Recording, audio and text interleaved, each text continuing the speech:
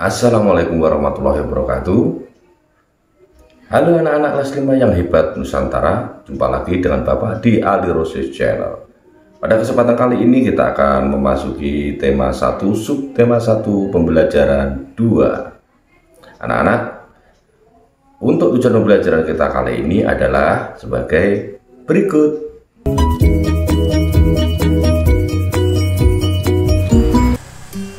Edo semakin menyukai kelinci. Selain bulunya lebat, gerakannya juga lincah.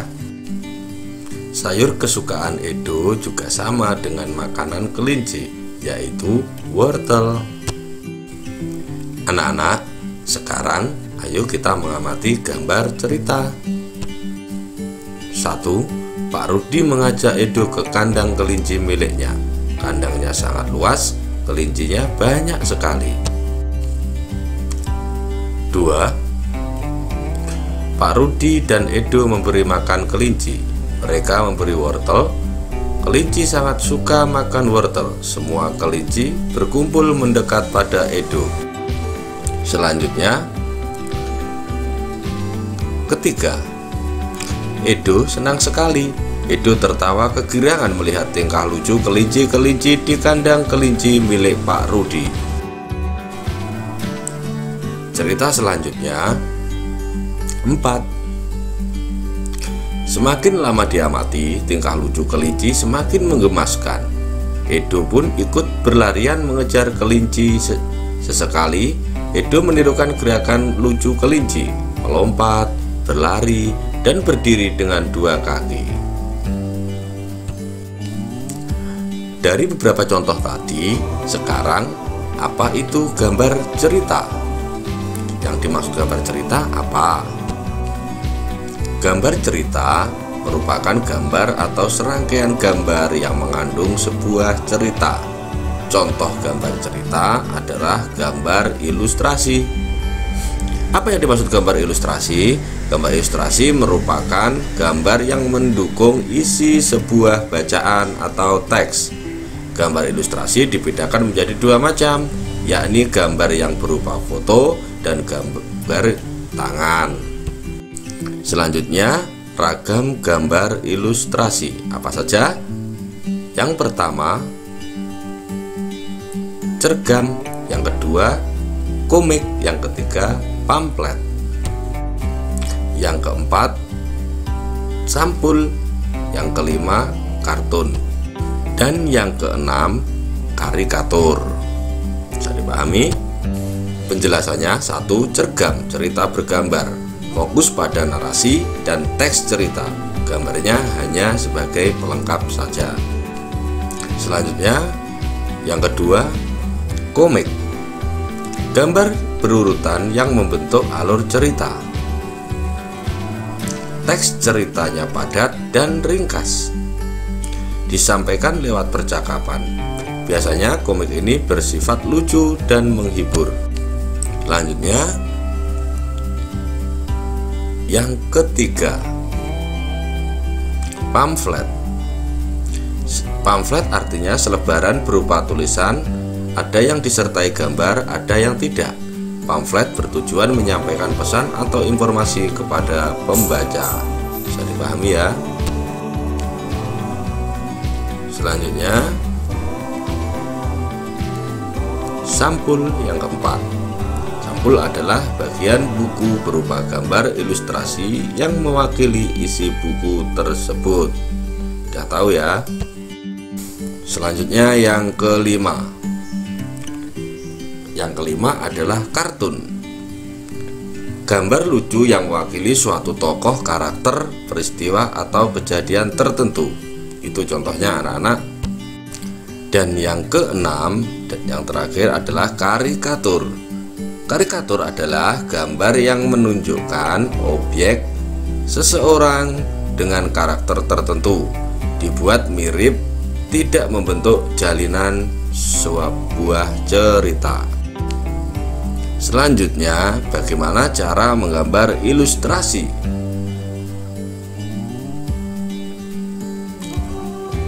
Yang pertama, disiapkan alas. Alasnya bisa berupa kertas, kanvas, atau kain. Dan yang kedua, disiapkan pewarna. Langkah pembuatannya yang pertama adalah menentukan gagasan. Gagasan di sini bersumber dari bacaan. Di situ kalian bisa menentukan tokohnya, wataknya, dan juga suasananya. Selanjutnya, langkah yang kedua adalah membuat sketsa. Sketsa adalah rangkaian dari gagasan, biasanya berupa coret-coretan tata letak dari sebuah objek tersebut. Langkah yang ketiga adalah pewarnaan. Di sini kalian bisa menggunakan bebas, bisa menggunakan warna asli atau warna sesuai dengan imajinasi anak-anak semuanya. Bisa dipahami ya? Materi selanjutnya, Edo sudah menggambar dengan tema hewan kesayangan. Edo menggambar Siti dan kucingnya. Gambarnya seperti ini. Kalian juga bisa menggambar dengan tema yang sama seperti di buku tema halaman 11 anak-anak. Selanjutnya, kalian juga bisa mengerjakan halaman 12. Di situ juga ada gambar cerita. Silahkan dikerjakan, kalian susun dan kalian karang bagaimana ceritanya. Selanjutnya, masih ingatkah kalian bagaimana kelinci bergerak? Ya, benar. Kelinci bergerak dengan menggunakan dua kaki depan dan dua kaki belakang yang panjang dan kuat untuk melompat. Selanjutnya, coba kalian amati hewan-hewan berikut. Yang pertama adalah burung. Burung bergerak dengan sayap dan kakinya. Sayap untuk terbang dan kakinya untuk berjalan. Hewan selanjutnya adalah kambing. Kambing mempunyai dua pasang tungkai kaki, dua kaki depan dan dua kaki belakang. Kaki kambing berfungsi untuk berjalan, berlari, dan melompat. Hewan selanjutnya adalah rusa. Rusa bergerak dengan empat kakinya yang kurus namun sangat kuat dan lincah sekali. Hewan selanjutnya adalah kucing. Kucing mempunyai dua pasang tungkai, dua kaki depan dan dua kaki belakang, berguna untuk berjalan, berlari, dan melompat.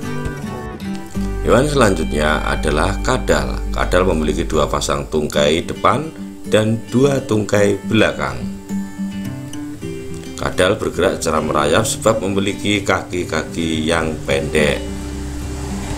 Yang terakhir adalah monyet. Monyet bergerak dengan tangan dan kakinya. Monyet juga memiliki ekor yang sangat kuat untuk bergelantungan di pohon. Nah, selanjutnya kalian simak bacaan berikut. Gerak ikan di air. Ikan memiliki sistem gerak yang unik. Sistem gerak ikan berbeda dengan hewan vertebrata yang lain. Hal ini karena ikan hidup di air. Salah satu bentuk tubuh yang paling banyak dimiliki oleh hewan air adalah bentuk rudal. Bentuk tubuh ini memungkinkan ikan meliuk ke kiri dan ke kanan serta mengurangi hambatan saat berenang. Ikan bergerak dengan menggunakan sirip dan ekornya. Ikan juga memiliki gelembung renang yang bisa bergerak naik dan turun. Nah, anak-anak, jadi kesimpulan dari semua materi yang sudah kita bahas adalah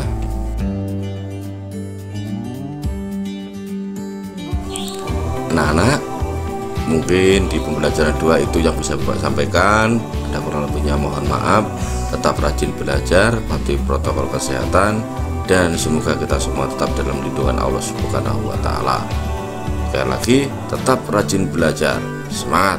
Bapak akhiri, wassalamualaikum warahmatullahi wabarakatuh.